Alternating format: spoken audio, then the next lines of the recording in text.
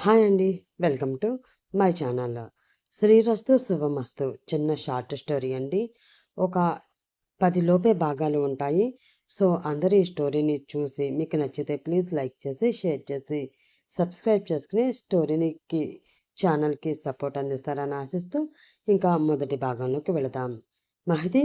మహదీ! అని హాల్ నుండి అరుస్తూ ఉన్నాడు పరశురాం. అబ్బబ్బబ్బా! ఏంటండి ఆ అరుపులు? పొద్దు పొద్దున్నే ఏం గుర్తొచ్చింది మీకు? అని తను కలిపిన కాఫీలతో బయటికి వస్తూ అడిగింది మహతి. నీ సుపుత్రుడిని కరెంటు బిల్లు కట్టమని చెప్పాను. కట్టాడా? అడిగాడు పరశురాం. తను తెచ్చిన కాఫీ కప్పుల్లో ఒకటి అతనికిస్తూ, వాడికి ఒక పని చెప్పిన తర్వాత మళ్ళీ ఆ పని గురించి మీరు అడగాలా? ఏం చెప్పినా కూడా వాడు పర్ఫెక్ట్‌గా చేస్తాడు అని మీకు కూడా తెలుసు కదా! అంది మహతి. హా! తెలుసు తెలుసు. చేస్తాడు అని తెలుసు. కానీ ఇన్ టైంలో చేసే అలవాటు బాబుగారికి లేదు కదా! ఎప్పుడు టైం దాటిపోయిన తర్వాత పెనాల్టీ వేసి కట్టడమే కదా వాడి చేసే గొప్ప ఘనకార్యం. అందుకే ఒకసారి గుర్తు చెయ్యి.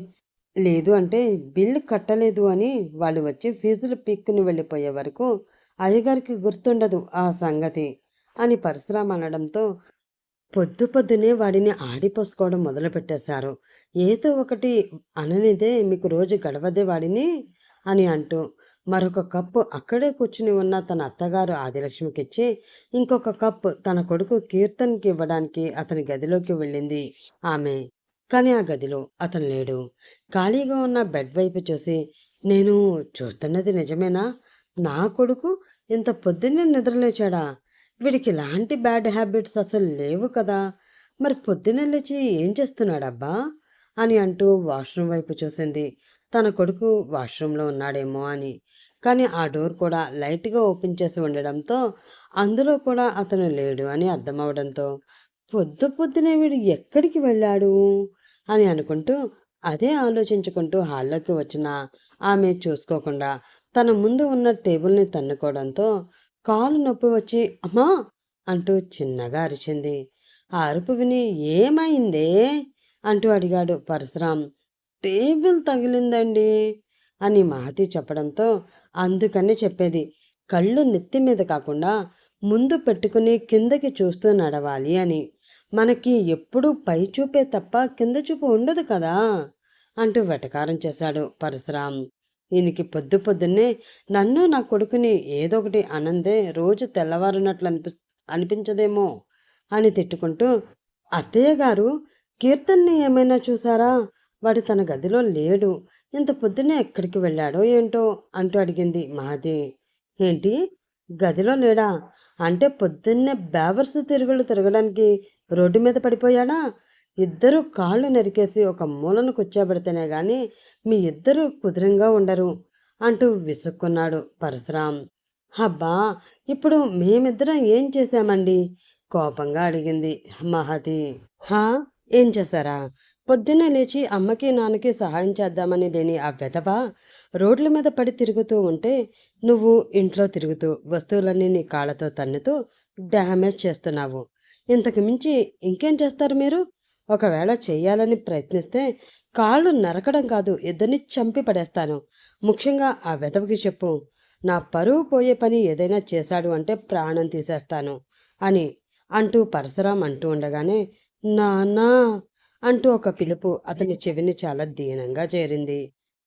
అదిగో వచ్చినట్లున్నాడు అంట్ల వెధవ అని అంటూ అటు తిరిగి చూసిన అతనికి షాక్తో హార్ట్ అటాక్ వచ్చింది.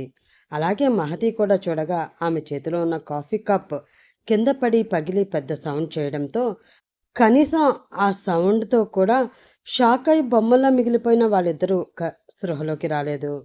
ఒరే ఒరే నీకేం పోయే కాలం వచ్చిందిరా, పెళ్ళికి పోతున్నాను అని చెప్పి పెళ్లి చేసుకుని వచ్చావేంట్రా ముదనష్టపు తెచ్చినోడా, అందరిలోని నా కొడుకు పరువు తీసావు కదరా అడ్డగాడిద వెధవా, ఇంట వంట లేని దిక్కుమాలిన అలవాట్లు నీకెలా వచ్చాయిరా సునకపు సన్నాసి అని అంటూ తిట్ల దండకం మొదలుపెట్టింది ఆదిలక్ష్మి. ఆ తిట్లు భరించలేక ఇబ్బందిగా తను పెళ్లి చేసుకుని వచ్చిన కొత్త భార్య వైపు కీర్తన్ దీనంగా చూడడంతో ఆమె చెవులు మూసుకుని వింతగా విడ్డూరంగా ఆదిలక్ష్మి వైపు చూస్తూ మొహం చిరాగ్గా పెట్టింది.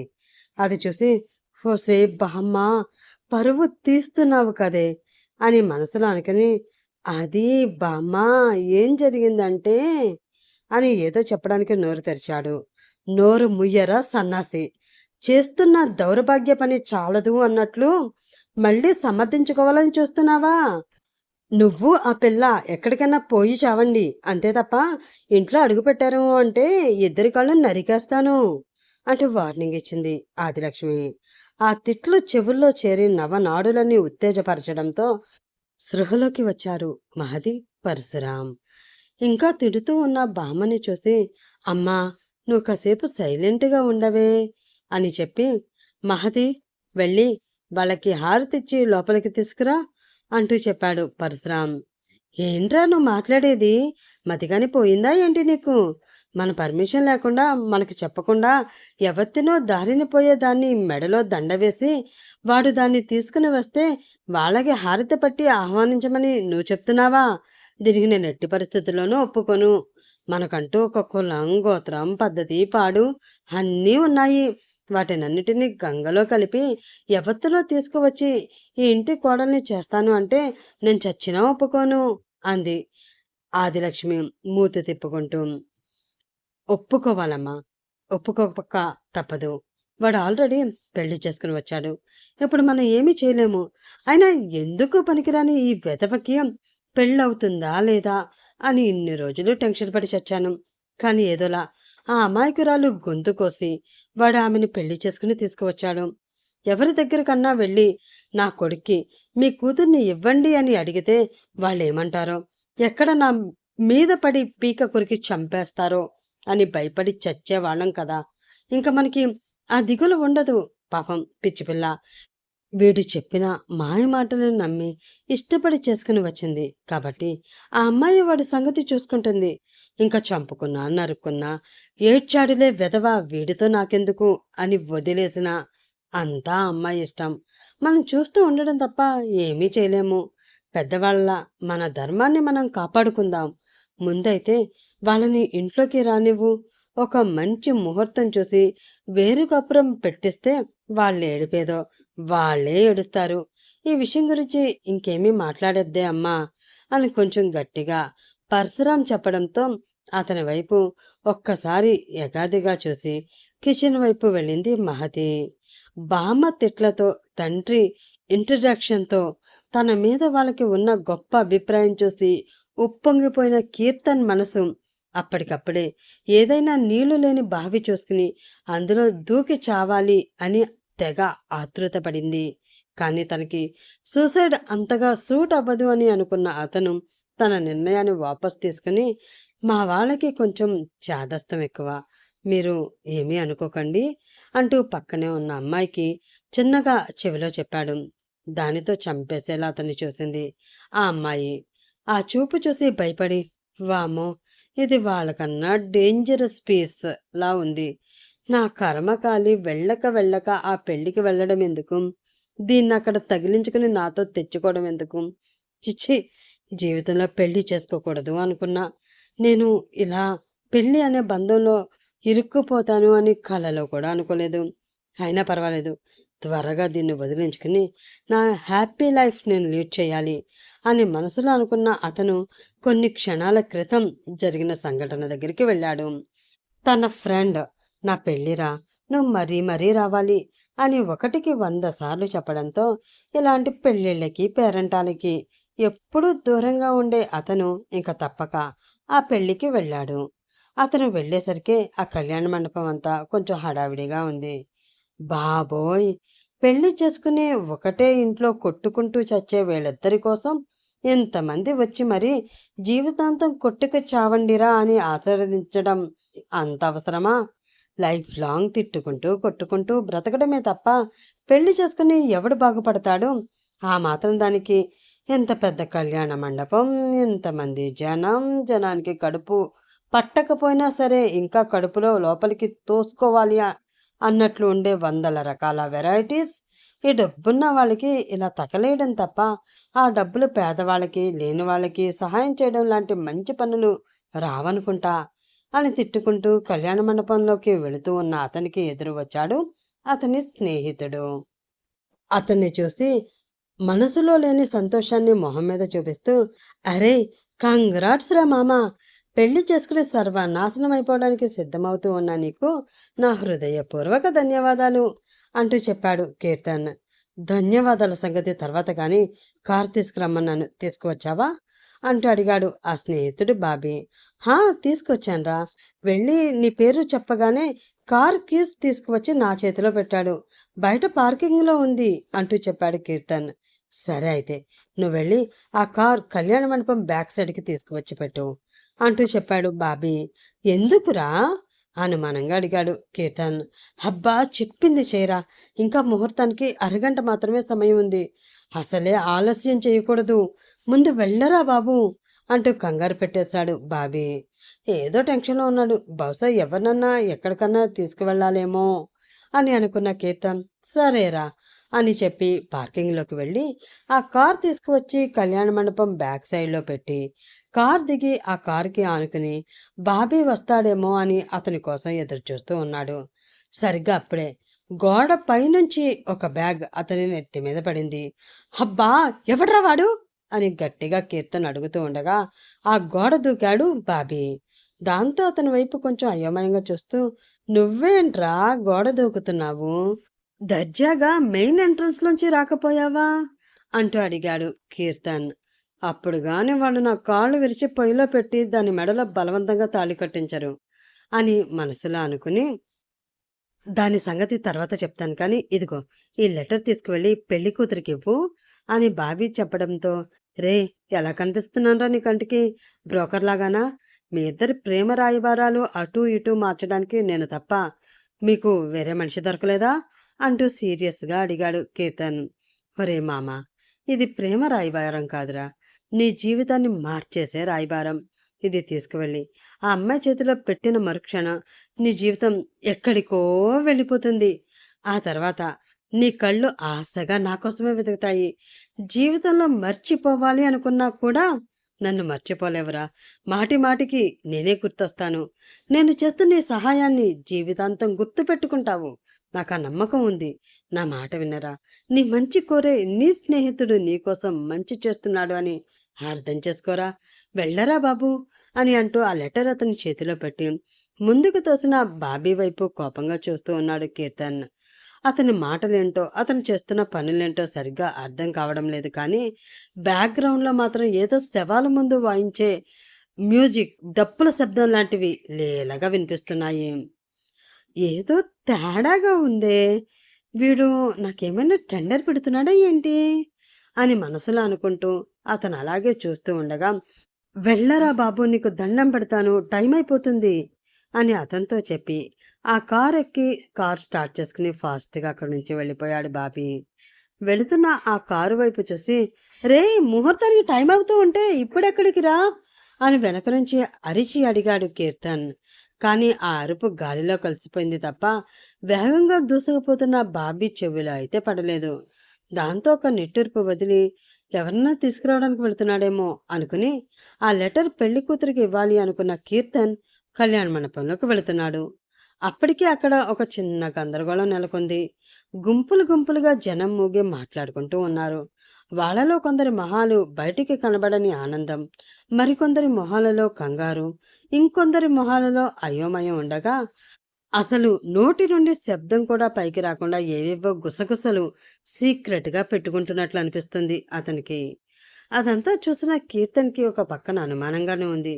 అయినా కూడా తన ఓవర్ కాన్ఫిడెన్స్తో పెళ్ళన్నాక ఇవన్నీ కామన్లే అనుకుని అడుగు ముందుకు వేసిన అతనికి కళ్యాణ మండపం మధ్యలో నిలబడి కనిపించింది ఒక అమ్మాయి. రెడ్ కలర్ పట్టు చీరకి గోల్డ్ కలర్ బోర్డర్ వచ్చి ఒంటి నిండా నగలతో చూడడానికి కనక మహాలక్ష్మిలా కళకళలాడిపోతున్న ఆమె మొహం మాత్రం క్రోధంతో రగిలిపోతుంది. ఆ క్షణం ఎవరైనా తన ముందు ఉంటే వాళ్ళ పీక కొరికి మరి అందులోంచి బయటికి వస్తున్న రక్తం గటగటా తాగిస్తుందేమో అన్నంత కసిగా ఉన్నాయి ఆమె కళ్ళు. వాటి వైపు చూసి, అమ్మో, అమ్మాయి చూడడానికి అందంగానే ఉంది, కానీ ఏదో తేడా కొడుతుంది. కట్టు బొట్టు అవతారం చూస్తే పెళ్లి కూతురిలా ఉంది, కానీ అమ్మాయికి పెళ్లి సూట్ అవుతుందా అని డౌట్గా ఉంది. ఏదేమైనా బాబీగాడు బలైపోతున్నాడు అంతే. అని మనసులో అనుకుని డైరెక్ట్‌గా ఆ కళ్యాణ మండపం ఎక్కి ఆమె ముందు నిలబడి, "ఎక్స్‌క్యూజ్ మీ పెళ్లికూతురు గారు" అంటూ పిలిచాడు కీర్తన్. అప్పటికే కోపంతో మండిపోతూ ఉన్న ఆ అమ్మాయి కాల్చేసేలా అతని వైపు చూసింది ఆ పిలుపుకి. "హాయ్! I am kirtan. ఆ వేస్ట్ ఫెలో ఉన్నాడు కదా! అదే మిమ్మల్ని పెళ్లి చేసుకోబోతున్న ఆ బాబీగాడు. వాడికి ఉన్న ఒకే ఒక్క ఏకైక క్లోజ్ ఫ్రెండ్‌ని. చాలా క్లోజ్ ఫ్రెండ్ అనమాట" అంటూ తన చేతిని ముందుకు చాపాడు కీర్తన్.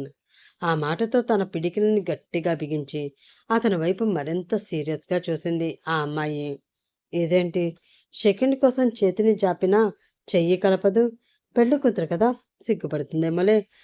ఏదైతే నాకెందుకులే, వచ్చిన పని చేసుకుని పోతే బెటర్ అనుకుని తన పాకెట్లో ఉన్న లెటర్ తీసి ఆమెకిచ్చాడు అతను. ఆ లెటర్ వైపు అతని వైపు మార్చి మార్చి చూసి, ఏందిది అంటూ అడిగింది ఆ అమ్మాయి.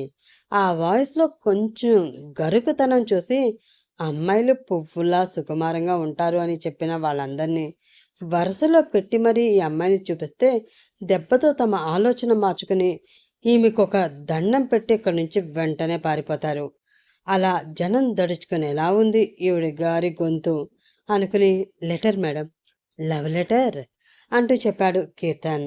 ఆ మాట వినగానే వెనక ఉన్న ఒక మనిషి తన తెల్ల పంచిని పైకి కట్టుకుని ఒక అడుగు ముందుకు వేసి, నువ్వు అను బుజ్జమ్మ, ఏసేస్తా ఎదవని అంటూ కోపంగా కీర్తన్ వైపు చూశాడు. అతని వైపు చూసి, రాంగ్ టైంలో ఎంటర్ అయిన క్యారెక్టర్ ఆర్టిస్ట్‌లా ఉన్నాడు. ఎవడు వీడు అనుకుంటూ, హలో అన్నా, ఇప్పుడు నీతో పెద్ద పని లేదు. నేను మీ బుజ్జమ్మతో మాట్లాడుతున్నాను.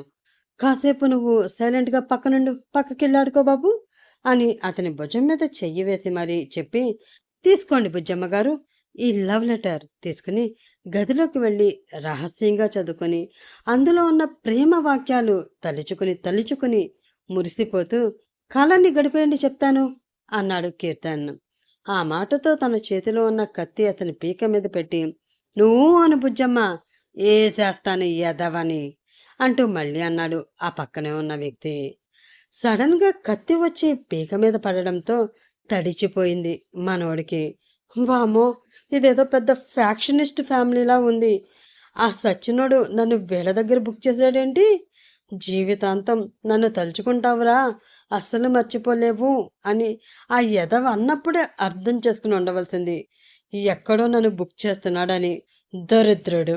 ఈసారి నాకు కనబడని ఈ అన్నని కత్తి అరువడికి మరీ వాడిని నరికి పడేస్తాను అనుకుని, కూల్ అన్నా, కూల్. నువ్వంతలా కోపం తెచ్చుకుని మరి నరికేసేంత పెద్ద తప్పు నేనేమీ చేయలేదన్నా. కొంచెం ప్రశాంతంగా ఉండి, కత్తి చాలా పదునుగా ఉంది. దాన్ని కొంచెం పక్కకు జరుపుతావా ప్లీజ్ అంటూ కదిలితే ఎక్కడ ఆ కత్తి గొంతులో దిగిపోతుందో అన్న భయంతో ఒక్కొక్క పదాన్ని పట్టి పట్టి పలికాడు కీర్తన్. అది చూసి, రంగా కత్తితి అన్నట్లు తన చేతితో సైగ చేసింది ఆ అమ్మాయి. అది అర్థం చేసుకుని అతని మెడ మీద ఉన్న కత్తిని పక్కకు తీశాడు రంగా. కీర్తన్ వైపు కోపంగా చూస్తూ, నేనెవరో తెలిసుండే నాకు ఈ లవ్ లెటర్ ఇచ్చినావా నువ్వు అంటూ సీరియస్గా అడిగింది ఆ అమ్మాయి. లెటర్ ఇవ్వడానికి మీ గురించి తెలుసుకోవాల్సిన అవసరం ఏముందండి? లెటర్ మీకు ఇవ్వవలసిన నీడ్ ఉంది. ఇచ్చాను. అంతే కదా! అని మెడ మీద నుంచి కత్తి పక్కకు తీశారు అన్న ఉత్సాహంలో కొంచెం జోష్‌ఫుల్‌గా చెప్పాడు కీర్తన్. ఆ మాటతో మరొక్కసారి కత్తెత్తాడు రంగా. అది చూసి భయపడి, అంటే తెలుసుకోవడం అంటే పెద్దగా ఏమీ తెలీదండి. ఏదో అలా కళ్యాణ మండపానికి వచ్చేటప్పుడు ఎంట్రన్స్‌లో సాన్విక రెడ్డి అని మీ పేరు ఫ్లెక్సీలో చూశాను. మిమ్మల్ని కూడా అక్కడే చూశాను. అందుకే త్వరగా గుర్తుపట్టాను. ఇంకా మా వెధవ అదే మీకు కాబోయే మొగుడు అలా వెళుతూ వెళుతూ ఇలా లెటర్ మీకు ఇవ్వమంటే వెతుక్కుంటూ ఇదిగో ఈ దారిలోనే వచ్చి ఇలా ఇచ్చాను తప్ప మరి ఏ విధమైన ఉద్దేశము నాకు లేదు మేడం. ఒకవేళ వాడిచ్చిన లెటర్ మీకు ఇవ్వాలి అంటే, మీ గురించి పూర్తిగా తెలుసుకోవాలి అని మీరనుకుంటే, ఒక 2 గంటలు టైం ఇవ్వండి. కళ్యాణ మండపం అంతా తిరిగి వచ్చి, ప్రతి ఒక్కరిని అడిగి మరి మీ గురించి తెలుసుకొని, ఆ తర్వాత వచ్చి ఈ లెటర్ మీకిస్తాను అని అంటూ ఆమె చేతిలో ఉన్న లెటర్ తీసుకోబోయాడు కీర్తన్. ఆ లెటర్ అతనికి అందకుండా దూరం పెడుతూ, ఇది నీకు ఆ పారిపోయిన వాడు ఇచ్చుండా అంటూ అడిగింది సాన్విక. పారిపోయిన వాడా? వాడెవడు మేడం? నాకు వాడెవడో తెలీదు. నాకు ఈ లెటర్ ఇచ్చింది ఆ బాబీగాడు. ఇప్పుడే వాడిని ఆ కార్ దగ్గర డ్రాప్ చేసొచ్చాను. సెక్యూరిటీ ఎక్కువగా ఉంది అని మెయిన్ డోర్ నుంచి కాకుండా బ్యాక్ డోర్ నుంచి వెళ్దామంటే నేనే హెల్ప్ చేశాను మేడం వాడికి. కార్ కూడా నేనే తీసుకొచ్చాను. త్వరగా వచ్చేస్తాను అన్నాడు, మరి ఈ పాటికి వచ్చేయాలి అని కీర్తన్ అంటూ ఉండగా, రంగా ఊ అంటూ అతనికి సైగ చేసింది సాన్విక. అది అర్థం చేసుకుని కీర్తన్ 2 చేతులని వెనక్కి మడిచి గట్టిగా పట్టుకున్నాడు రంగా.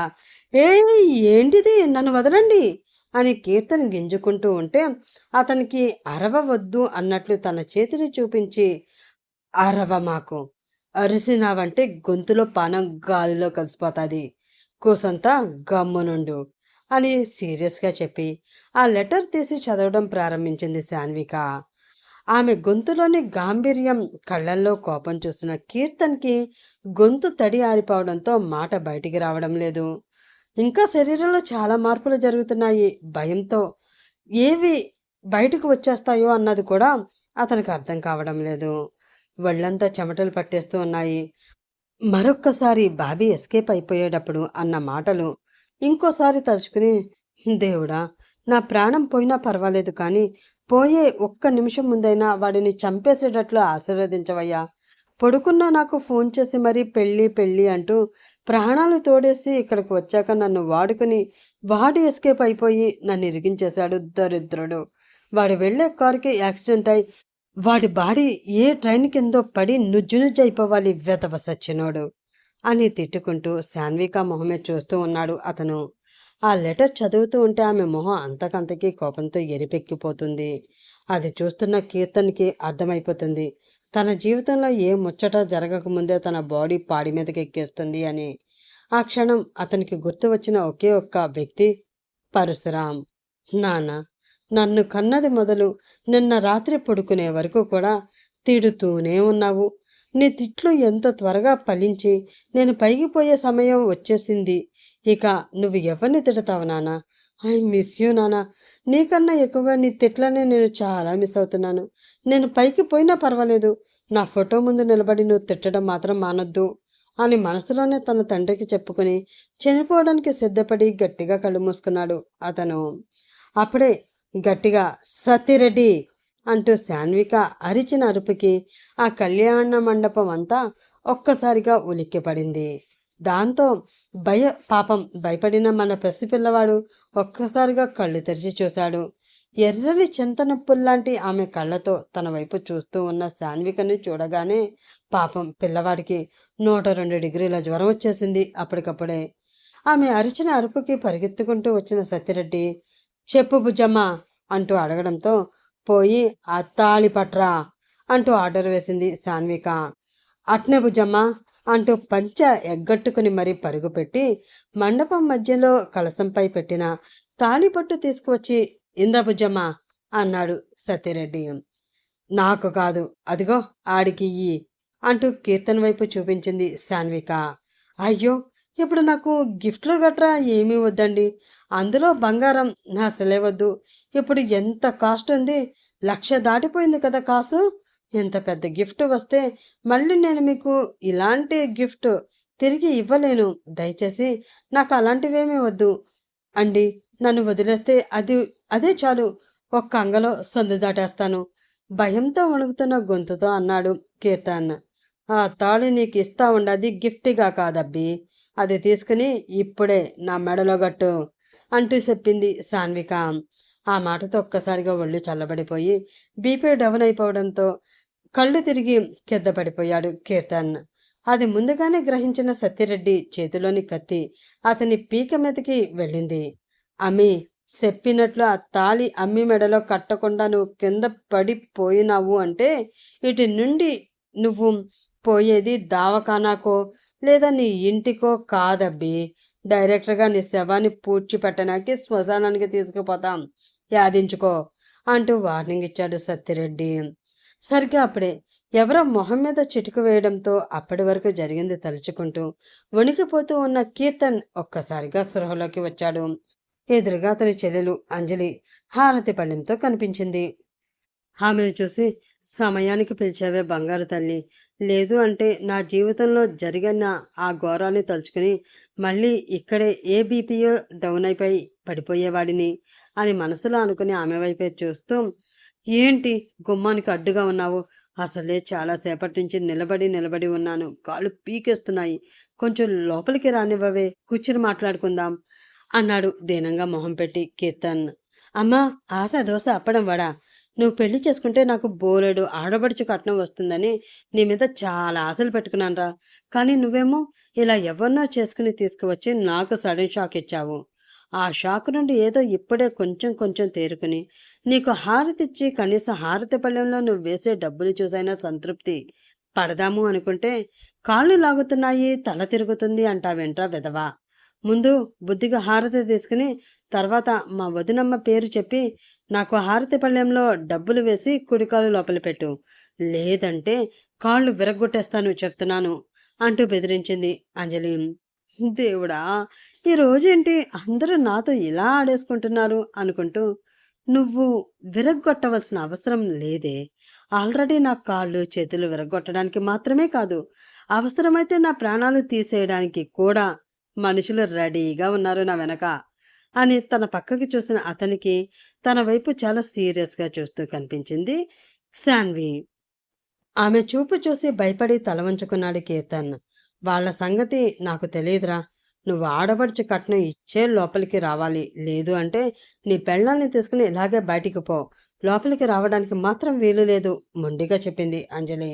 దానితో తన తలని దేనికి వేసుకుని బాదుకుని చావాలో కూడా కీర్తన్కి అర్థం కాక పిచ్చి చూపులు చూస్తున్నాడు.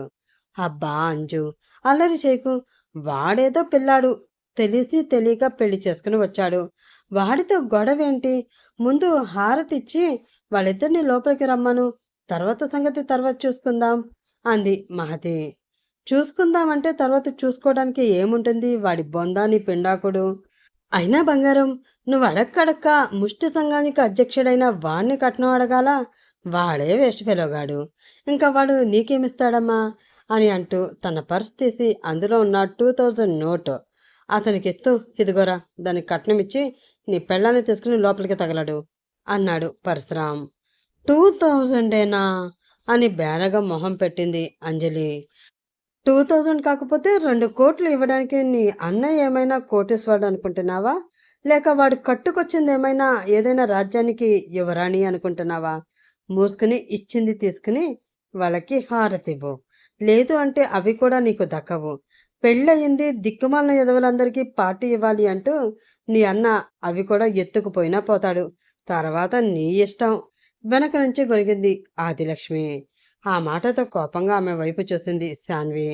ఆ చూపి గమనించి, కన్ఫర్మ్, నా పెళ్ళంగా ఈ ఇంట్లో అడుగు పెట్టిన ఈ మేడం గారు ఖచ్చితంగా అడుగు బయట పెట్టేటప్పుడు మా ముసల్దాన్ని వేసేసే పోతుంది.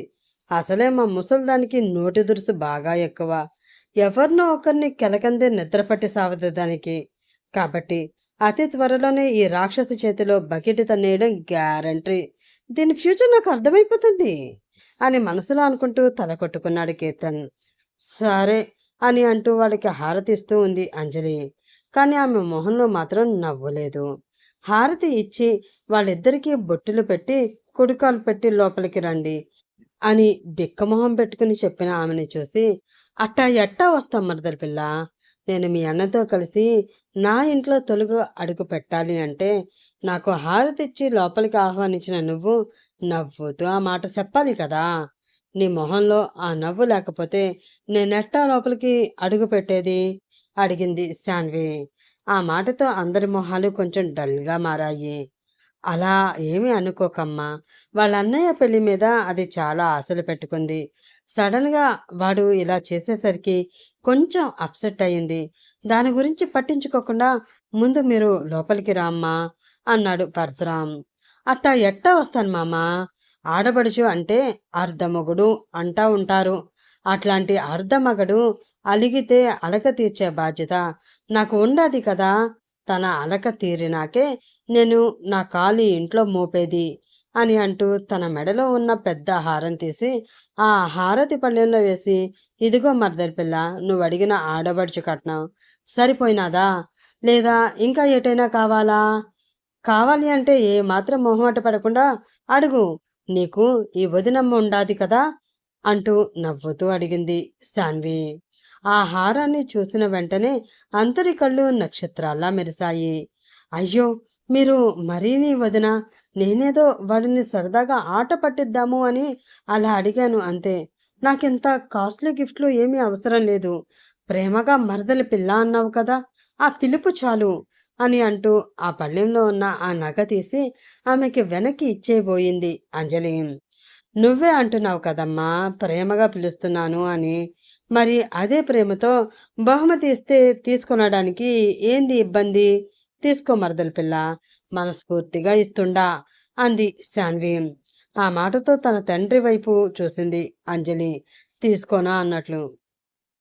నువ్వు మనస్ఫూర్తిగా ఇచ్చిన అత్తవారింట్లో అడుగుపెట్టిన వెంటనే మెడలో ఉన్న నగ తీసి ఇలా ఇవ్వడం మాకంత మర్యాదగా అనిపించుకోదమ్మా. వద్దు, తీసేసుకో అన్నాడు పరశురాం. అయ్యో, అట్లా అట్లాంటిది ఏమీ ఉండదు మామ. ఏదో చిన్నపిల్ల, ఉండనియ్యండి, పర్వాలే, నువ్వు తీసుకో అమ్మి అంది శాన్వి. ఇంకా పరశురాం ఏమీ మాట్లాడలేకపోయాడు. అలా కాదు వదిన, వద్దు, మీరే తీసుకోండి అంటూ పళ్ళెంలో ఉన్న నగ తీసి ఆమెకి ఇచ్చేయబోయింది అంజలి. లేదు, నువ్వే తీసుకో అంటూ ఆమె చెయ్యి పట్టుకుని ఆ చేతిని ఆమె వైపు నెట్టింది శాన్వి.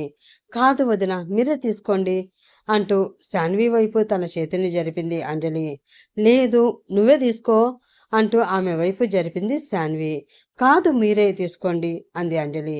లేదు, నువ్వే తీసుకో అంది శాన్వి. అలా నువ్వంటే నువ్వు అంటూ వాళ్ళు వాదులాడుకోవడం చూస్తూ ఉంటే కాళ్ళు పీకేస్తున్నా కూడా కష్టంగా నిలబడి ఉన్న కీర్తన్కి ఒళ్ళు మండిపోతూ ఉంది. తన ఓపికకి పరీక్ష పెడుతూ వాళ్ళు ఇంకా నువ్వంటే నువ్వు అని అలా నగని ఒకరి వైపు ఒకరు తోసుకుంటూ ఉండడంతో, అబ్బా, ఇంకా ఆపుతారా అంటూ గట్టిగా అరిచాడు అతను. దానితో అందరూ ఉలిక్కిపడి అతని వైపు చూడగా కోపంగా శాన్వి వైపు చూసే ధైర్యం లేక అంజలి వైపు చూస్తూ, చెప్పింది కదా గిఫ్ట్గా ఇస్తుంది అని, తీసుకో, తీసుకుని చస్తే ఏం పోతుంది నీది, ముందు అది తీసుకుని హారతిస్తే లోపలికి వస్తానే, కాళ్ళు పీకేస్తున్నాయి ఇక్కడ అంటూ గట్టిగా అరిచాడు కీర్తన్. సచ్చినోడా, నా మీద అరిచిన ఈ నోరు ఎప్పటికీ తెరవకుండా వచ్చిన మా వదినమ్మ సూది దారం ఇచ్చుకుని కుట్టి పడేయాలి. అప్పుడు గాని నీ ఒంట్లో కొవ్వు తగ్గదు, ఈ ఇంట్లో ప్రశాంతత ఉండదు అని మనసులో తిట్టుకుంటూ వాళ్ళకి హారతిచ్చి లోపలికి వచ్చే ముందు ఒకరి పేరు ఒకరు చెప్పుకొని ఆ తర్వాత రండి అంది అంజలి. అబ్బా, మళ్ళీ ఇదొకటి ఉందా? మోకాళ్ళ మీద చేతులు పెట్టుకుని దీనంగా అడిగాడు అతను. ఇదొక్కటేరా నాన్న, కొంచెం ఓపిక తెచ్చుకొని చెప్పే నాన్న, లోపలికి వచ్చేయచ్చు అని మహతి అనడంతో తన సినిమా నాలెడ్జ్ ఇంకా చిన్నప్పుడు సరదాగా పెళ్లికి వెళ్ళి చూసిన పెళ్ళిళ్ళన్నీ గుర్తు తెచ్చుకొని, నేను శాన్వి రెడ్డితో నా ఇంటికి వచ్చాను అంటూ చెప్పాడు కీర్తన్. వీడిల్లట, వీడిల్లు, వీడి కట్టించాడు మరి. ఆదిలక్ష్మి చిన్నగా గొనిగినా కూడా ఆ మాట అందరికీ వినిపించింది. దాంతో చంపేసేలా ఆమెను చూస్తూ, నీకుందే, కంగారు పడకు, ముందు ముందు సానా ఉంది అని మనసులో అనుకున్నాడు కీర్తన్. వదిన, అన్నయ్య చెప్పేశారు, ఇంక నీ వంతు అంది అంజలి. హా, చెప్తా అని కీర్తన్ వైపు చూసి, నీ పేరేందబ్బి అంటూ అడిగింది శాన్వి. ఆ మాటతో అక్కడ ఉన్నవారందరూ షాకింగ్గా చూశారు. ఏంటి, పేరు తెలియకుండానే ప్రేమించావా అన్న మీనింగ్ వారి చూపుల్లో క్లియర్గా కనిపిస్తూ ఉంది. ఆమె అలా అడగడంతో కీర్తన్ కూడా షాక్ అయ్యి తన కుటుంబ సభ్యుల వైపు భయంగా చూస్తూ ఉన్నాడు. అడిగిన దానికి సమాధానం చెప్పకుండా అతను ఎటో చూస్తూ ఉండడంతో అతని జబ్బ మీద గట్టిగా ఒకటి సరిచి, ఏందబ్బి, అడుగుతా ఉంటే పేరు చెప్పకుండా తెంగట చూపులు చూస్తా ఉండావు, ఏంది నీ పేరు చెప్పు అంది శాన్వి. ఆమె కొట్టడంతో చిన్నగా నొప్పి వచ్చిన తన జబ్బని మరొక చేతితో రుద్దుకుంటూ, కీర్తన్ అని పళ్ళు కొరుకుతూ చెప్పాడు కీర్తన్. ఏంది, కేకరా, ఏందబ్బి పేరట్టా పెట్టుకున్నావు, విననికి అదేదో మాయల పకీర్ కాడ ఊడిగా చేసే పనివాడి పేరు మాదిరి ఉండది కదా ఎటకారంగా నవ్వుతూ అంది శాన్వి. ఆమె నవ్వు చూస్తూ ఉంటే ఎక్కడో కాలుతుంది. అయినా సరే కంట్రోల్ చేసుకుని కీకరా పీకరా కాదు, కీర్తన్ అని ఆ పేరుని ప్రెస్ చేసి మరీ చెప్పాడు కీర్తన్. ఓ, కీర్తనా, నేనింకా కీకరానేమో, ఇదేం పేరు, నీకు మళ్ళీ భలే కామెడీగా ఉండాది అనుకుంటుని. ఈ పేరు బాగుండదులే, ఫీల్ అమ్మాకు అని చెప్పి, అదిగో అమ్మి విన్నావుగా, మీ అన్న పేరు కీర్తనట, అతనితో కలిసి అతని ఇంట్లో అడుగు పెట్టనీకి అతనితో పాటు వచ్చిన అంటూ చెప్పింది శాన్వి. కామెడీగా ఉన్నానా? అంతేలే, పీక మీద కత్తి పెట్టి మరి మెడలో తాళి కట్టించుకుంది అంటే నేను తన కంటికి కామెడీ పీస్ లాగానే కనిపించాను అని కదా అర్థం. మళ్ళీ దానికోసం ఈ రాక్షసి దగ్గర క్లారిటీ తీసుకోవడం ఎందుకులే, తూ నా బతుకు అని కీర్తన్ మనసులో అనుకుంటే, ఇదేంటి వాడి పేరు ఏదో నాకు తెలియదు అన్నట్లు నాకు కొత్తగా వింతగా చెప్తుంది. అసలు వీళ్ళది నిజమైన పెళ్ళేనా, లేదంటే ఈ మధ్య బాగా ట్రెండీగా ఉన్న కాంట్రాక్ట్ పెళ్లి లాంటిదా అని మనసులో అనుమానపడుతూనే వాళ్ళు లోపలికి రావడానికి దారి ఇచ్చి తను పక్కకు తప్పుకుంది అంజలి. దాంతో ఒకరు కష్టంగా మరొకరు ఇష్టం లేకపోయినా ఆ ఇంట్లో కుడికాలు పెట్టి గృహప్రవేశం చేశారు. రామ్మ, దేవుడికి దండం పెట్టుకుని దేవుడి ముందు దీపం వెలిగిద్దువు గాని అని అంటూ శాన్వి చెయ్యి పట్టుకుని దేవుడి గదిలోకి తీసుకువెళుతూ ఉంది మహతి. కానీ మిగతా వారి అందరి చూపులు లోపలికి అడుగుపెట్టిన శాన్వి మీద కన్నా ఆమె వెనకే వచ్చిన పందికొక్కుల్లాంటి ఇద్దరు మనుషుల మీదే ఉన్నాయి అన్న విషయాన్ని మహతి గమనించలేదు. అసలు ఆమె వెనక వచ్చిన ఆ ఇద్దరు పందికొక్కుల్ని ఆమె చూడనే లేదు. వీళ్ళెవరు? బాగా బలిసి కుస్తీ పోటీలకి రెడీగా ఉన్న పహిల్వాన్ లాగా ఇలా ఉన్నారు. వీళ్ళతో ఏదైనా ఎక్కువ తక్కువ మాట్లాడితే వీళ్ళ సంకల్లో నలిగే చీమలమైపోతామేమో అని మనసులో అనుకుంటూ, రే, ఎవర్రా వీళ్ళు, నీ బామ్మర్దులా అంటూ అనుమానంగా అడిగాడు పరశురాం పక్కనే ఉన్న తన కొడుకుని.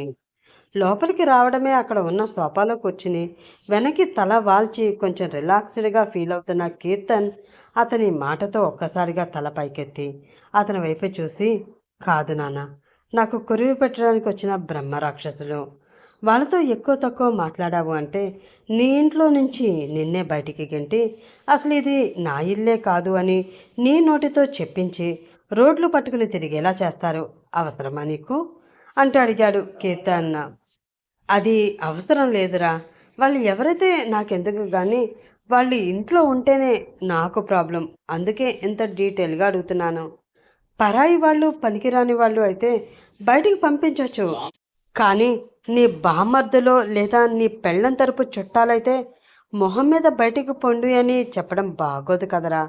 అసలే ఓసీగాడివి నువ్వున్నావు, నీకు తోడు మరో ఇద్దరంటే భరించడానికి నీ తండ్రి అంబానీ కాదురా. అంబాజీపేటలో ఉంటే అప్పుల వాళ్ళు ఎక్కడ తగులుకుంటారో అని చెప్పి వాళ్ళకి దొరకకుండా అక్కడక్కడ తిరుగుతున్న మామూలు సగటి చిన్న ఉద్యోగి నా మీద దయతలిచి ఆ పహిల్ వాళ్ళని త్వరగా ఇంటి నుండి బయటికి పంపించరా, లేదు అంటే ఇంట్లో ఉన్న పప్పులు ఉప్పులు అన్నీ ఒక్క రోజులో ఖాళీ చేసేసేటట్లు ఉన్నారు దీనంగా అడిగాడు పరశురాం. రోలు వచ్చి రోకలతో మొరపెట్టుకుంది అన్నట్లు ఇక్కడ నాకే దిక్కు దివానం లేకుండా నేను ఏడుస్తూ ఉంటే ఈయన గారి గోలొకటి నాకు అని మనసులో అనుకుని, నాన్న, నా చిన్నప్పటి నుంచి నువ్వు చాలాసార్లు నా మాట వినకపోతే ఎందుకు పనికి రాకుండా పోతావు, ఎందుకు పనికి రాకుండా పోతావు అని అంటూ ఉంటే ఆ తిట్టిని దీవెనగా అనుకున్నాను. నువ్వు పనికి రాకుండా పోతావు అని అన్నప్పుడల్లా నేను కూడా దేనికో దానికి పనికి వస్తాలే, అలా వచ్చినప్పుడు నన్ను చూసి నువ్వే గర్వపడతావు అని మనసులో అనుకుని నాకు నేనే మోటివేషన్ ఇచ్చుకునేవాడిని. కానీ లైఫ్లో ఫస్ట్ టైం నువ్వు అలా అన్నప్పుడు ఆ దేవుడు తదాస్తు అని ఉంటే ఎంత బాగుండును.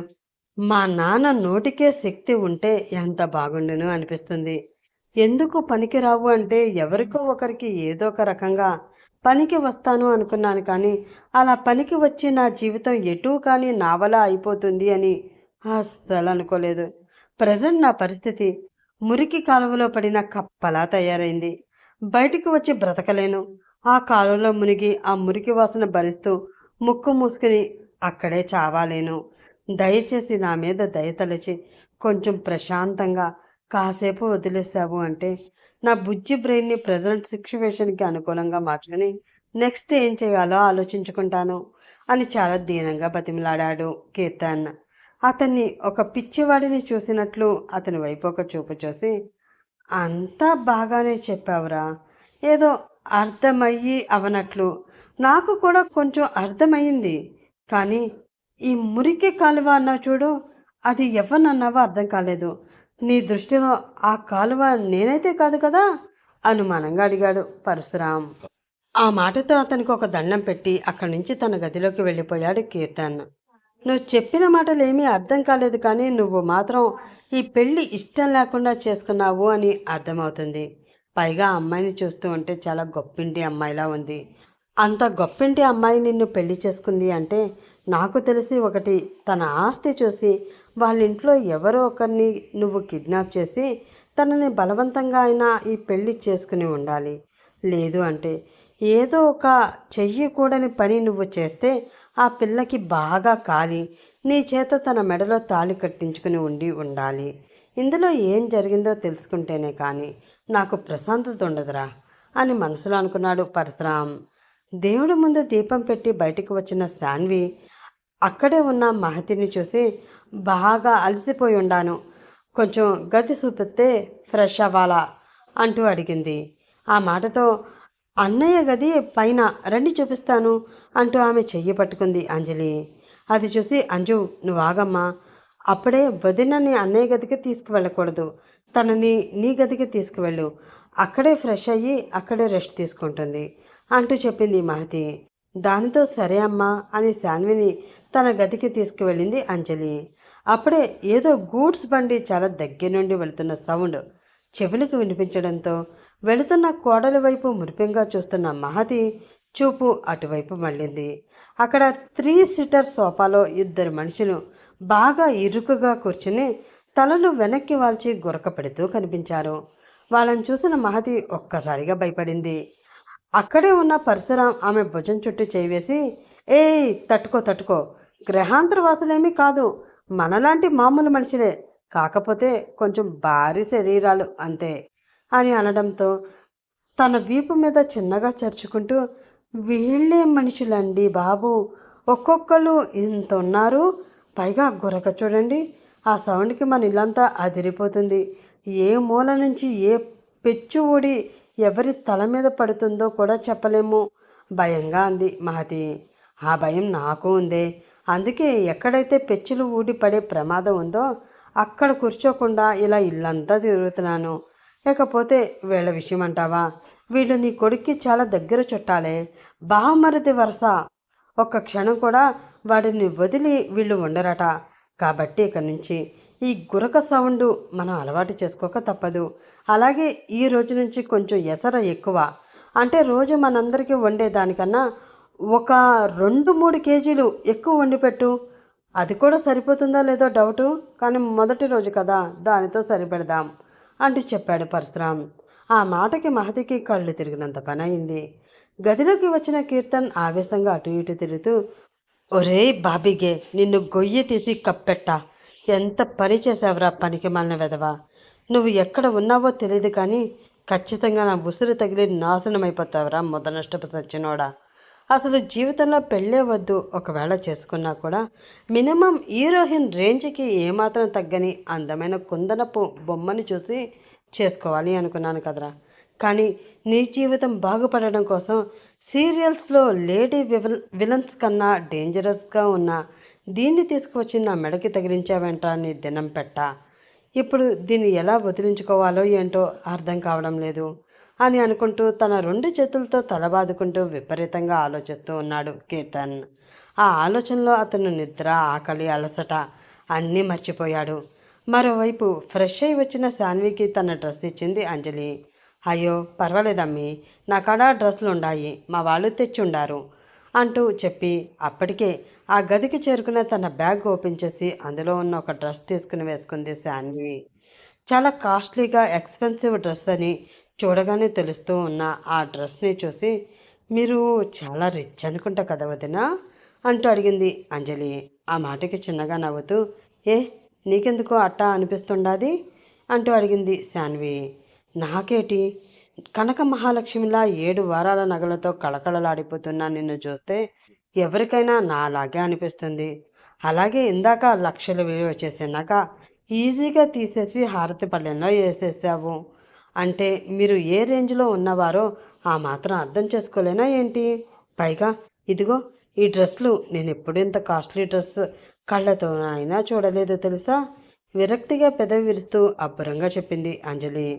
ఆమె కళ్ళల్లో ఏదో తెలియని నిరాశ, అలాగే ఒకలాంటి ఆనందం కనిపిస్తూ ఉండడంతో విరక్తిగా చూస్తూ, ఏ మనిషికైనా కావలసినది ఆస్తి అంతస్తులు ఇలాంటి కాస్ట్లీ బట్టలు కాదమ్మి, గుప్పెడంత ఆప్యాయత, పిసరంత ప్రేమ. అది దొరకని నాలాంటి మనుషులు అదృష్టవంతులు కాదు, ముమ్మాటికి దురదృష్టవంతులే అంటూ చెప్పింది శాన్వి. అలా అంటావేంటి వదిన? అయినా నీకు ఆప్యాయత దొరకపోవడం ఏంటి? ఏదో మా అన్నయ్యని అందరూ సరదాగా ఆట పట్టించడం కోసం అలా అంటూ ఉంటాం, కానీ వాడంత మంచివాడు ఎవ్వరూ ఉండరు తెలుసా? వాడు ఒక్కసారి ఎవరినైనా నా మనిషి అని అనుకున్నాడు అంటే వారి జోలికి పొరపాటును కూడా ఎవ్వరిని రానివ్వడు. ప్రాణం కన్నా ఎక్కువగా చూసుకుంటాడు. ప్రాణం ఇచ్చైనా సరే వాళ్ళకి ఏమీ కాకుండా కాపాడుకుంటాడు. నిజంగా మా అన్నయ్య నీకు దొరకడం చాలా లక్ వదినా. నేను 100% షూర్గా చెప్పగలను. కావాలి అంటే బాండ్ పేపర్ మీద కూడా రాసేస్తాను కూడా. ప్రేమించే విషయానికి వస్తే మా అన్నయ్య సూపర్ అని చిన్న చిరునవ్వుతో చెప్పింది అంజలి. ఆ మాటకి చిన్నగా నవ్వి ఊరుకుంది శాన్వి. ఆమె మనసులో మాత్రం ఏదో పరిస్థితుల్లో అట్టా రాబట్టి నాకు వేరే దారి లేక ఆ అబ్బితో నా మెడలో ఈ తాళి కట్టించుకుండా అని, కానీ మనసులో ఒకరిపై ఒకరికి ప్రేమ అనేది లేనప్పుడు ఒకటిగా మాత్రం ఎలా కలిసి తీరుతాము? అది కలలో కూడా జరగదు కదా అని అనుకుంది ఆమె. అదే సిటీ అవుట్స్కట్స్లో లగ్జరీగా కట్టిన ఒక విల్లా ముందు చాలా ఫాస్ట్గా వచ్చి ఆగింది ఒక కార్. ఆ కార్ నుంచి దిగిన ఒక నడి వయసు వ్యక్తి ఆవేశంగా లోపలికి వెళుతూ ఉన్నాడు. అతని వెనకే మరొక నడి వయసు మహిళ, ఒక యుక్త వయసు యువకుడు, మరొక యుక్త వయసు యువతి కూడా కంగారుగా వెళుతున్నారు. ముందు వెళ్ళిన ఆ వ్యక్తి ఆవేశంగా వెళ్ళి హాల్లో ఉన్న సోఫా దగ్గర టేబుల్పై ఉన్న ఒక పింగాణి ఫ్లవర్ వేస్ తీసి నేలకి వేసి బలంగా కొట్టాడు. అయినా కూడా అతని కోపం చల్లారడం లేదు. దానితో ఆ విల్లా మొత్తం అదిరిపడేలా గట్టిగా ఆ అని అరుస్తూ అయిపోయింది, అంతా అయిపోయింది. ఇన్ని సంవత్సరాలు మనం కన్న కలలు, చేసిన ప్రయత్నాలు అన్నీ అన్నీ మట్టి కొట్టుకుపోయినాయి. అసలు ఇది ఎట్టా జరిగిందో కూడా నాకు అర్థం కావడంలే అని అతను అనడంతో, అవును డాడ్, నాకు కూడా ఏమీ అర్థం కావడంలే. ఇన్ని సంవత్సరాలు అది పెళ్లి చేసుకోకుండా చాలా కష్టపడి ఆపాము. వచ్చిన ప్రతి సంబంధము వెనక్కి పోయేలా చేశాము. కనీసం దాని వైపు ఎవడు కన్నెత్తి కూడా చూడకుండా చేశాము. కానీ సడన్గా ఆ బాబిగాడు ఏడ నుంచి వచ్చాడో, అది కూడా సడన్గా ముహూర్తాలు కూడా పెట్టేసి ఆఖరి నిమిషంలో మనకి చెప్పడం ఏంటో ఏమీ అర్థమవ్వలా. సరే ఏదోలా ఆపుదామని అందరం అన్ని విధాలుగా ట్రై చేశాము. చివరికి సక్సెస్ అయి ఆ బాబిగాడు పెళ్లి చేసుకోకుండానే కళ్యాణ మండపం నుండి పారిపోయాడు. కానీ మధ్యలో ఎవడో గొట్టంగాడు వచ్చిండు. వాడు వచ్చి మొత్తం మొత్తం నాశనం చేసి పడేసినాడు. అసలు నాకు వచ్చిన కోపానికైతే ఆ సత్తిగాడు వాడి పీక మీద పెట్టిన కత్తితోటే ఆ క్షణమే వాడి పీక కోసి చంపేయాలి అనిపించినది. కానీ మంచి అనే ముసుగు వేసుకోవడం వలన ముందడుగు వెయ్యలేక వాడు దాని మెడలో తాళి కడతా ఉంటే శాతకాని దద్దంలా చూస్తూ ఉండిపోయినాను అన్నాడు శంకర్. నేను ముందు నుండి చెప్తూనే ఉన్నాను, ఆ పిల్ల చాలా తెలివైనది. అందరినీ మోసం చేసినట్లు ఆ పిల్లని మోసం చేయడం వీలు కాదు. మనం చాలా జాగ్రత్తగా ఉండాలి అని. కానీ ఎవ్వరూ నా మాట వినాలా. ఇప్పుడు అందరి నెత్తి మీద పెట్టింది కుచ్చుటోపి. అది కూడా దాని అమ్మ బాబులాగా చాలా తెలివైంది. సరిగ్గా దానికి 25 సంవత్సరాలు నిండతా ఉండాయి అనే వరకు మనల్ని పిచ్చివాళ్ళని చేసి ఒక భ్రమలో పెట్టి ఆఖరి నిమిషంలో హ్యాండ్ ఇచ్చి ఆస్తి మొత్తం దాని పేరు మీదకి వచ్చేలా చేసుకున్నది. అమ్మమ్మమ్మ, ఏం తెలివితేటలు! దేశాన్ని మింగేసే తెలివితేటలు ఆ పిల్లయి అంది సక్కు. ఆ విషయం తెలిసి కూడా ముందు నుంచి జాగ్రత్తగా ఉండకపోవడం మనదే తప్పు. ఇప్పుడు ఎంతగా తలలు బాదుకున్నా ఏం ఉపయోగం ఉండదు. కానీ ముందు జరిగిపోయిన దాని గురించి ఆలోచించడం మానేసి జరగవలసిన దాని గురించి ఆలోచించండి. అది పెళ్లి చేసుకుని వెళ్ళిపోయినా ఈ ఆస్తి మన చేతుల నుండి జారిపోకుండా ముక్కు మొహం తెలియని వాడికి ఈ ఆస్తి దక్కడానికి వీల్లేదు. దానికి ఏం చేయాలో ముందు అది ఆలోచించండి అంది దక్ష. దానితో ఆలోచనలో పడ్డారు ఆ నలుగురు. శరీరం మనసు రెండూ అలసిపోయి ఉండడంతో అలానే బెడ్పై వాలిపోయింది శాన్వి. ఆమె ఆలోచనలు గడిచిపోయిన తన జీవితం చుట్టూ తిరుగుతూ ఉన్నాయి. శాన్వి తండ్రి ప్రభాకర్. ఆమె చిన్నప్పుడే పల్లెటూరు నుండి సిటీకి వచ్చి చిన్న బిజినెస్ స్టార్ట్ చేసి అంచెలంచెలుగా ఎదిగిన మంచి మనిషి ప్రభాకర్. అతని భార్య గృహలక్ష్మి. పేరుకు తగ్గట్టుగానే లక్ష్మీదేవిలా ఉంటుంది. ఏదైనా కష్టం అని వచ్చిన వాళ్ళకి తనకి తోచిన సహాయం చేసి పంపించడమే తప్ప లేదు అని చెప్పడం ఆమెకి పొరపాటును కూడా రాదు. వాళ్ళిద్దరికీ ఒక్కగానొక్క సంతానం శాన్వి. తనకి 10 సంవత్సరాల వయసు వచ్చే వరకు కూడా తల్లిదండ్రులతో చాలా సంతోషంగా అల్లారుముద్దుగా పెరిగింది శాన్విక. బహుశా తన సంతోషం చూసి కాలానికి కన్ను కుట్టిందో ఏమో. యాక్సిడెంట్ రూపంలో ఆమె సంతోషాన్ని, అదే ఆమె తల్లిదండ్రులని ఆమెకి దూరం చేశాడు. అప్పటి నుంచి ఆమె జీవితం ఒంటరి జీవితం అయింది. అప్పటికే ప్రభాకర్ ఎన్నో రకాల బిజినెస్లు చేసి కోట్ల రూపాయలు సంపాదించాడు. ఆ ఆస్తులన్నిటికీ తన ఒక్కగానొక్క కూతురు శాన్వినే వారసురాలు. ఆమె 25 సంవత్సరాల లోపు పెళ్లి చేసుకుంటే ఆ ఆస్తులన్నీ ఆమె భర్త ఇద్దరి పేరు మీదకి వస్తాయి అని, లేదు అంటే తన భార్య పేరు మీద తను కట్టించి నిర్వహిస్తూ ఉన్న గృహలక్ష్మి అనాథాశ్రమానికి ఆస్తులన్నీ చెందుతాయి అని, తన కూతురు కూడా ఆ ఆశ్రమాన్ని చూసుకుంటూ వారిలో ఒకరిగా బ్రతకవలసిందే అని వీల్నామా రాశాడు ప్రభాకర్. పెరుగుతున్న ఆస్తులతో పాటు శత్రువులు కూడా పెరుగుతారు. వాళ్లతో ఎప్పుడూ డేంజరే.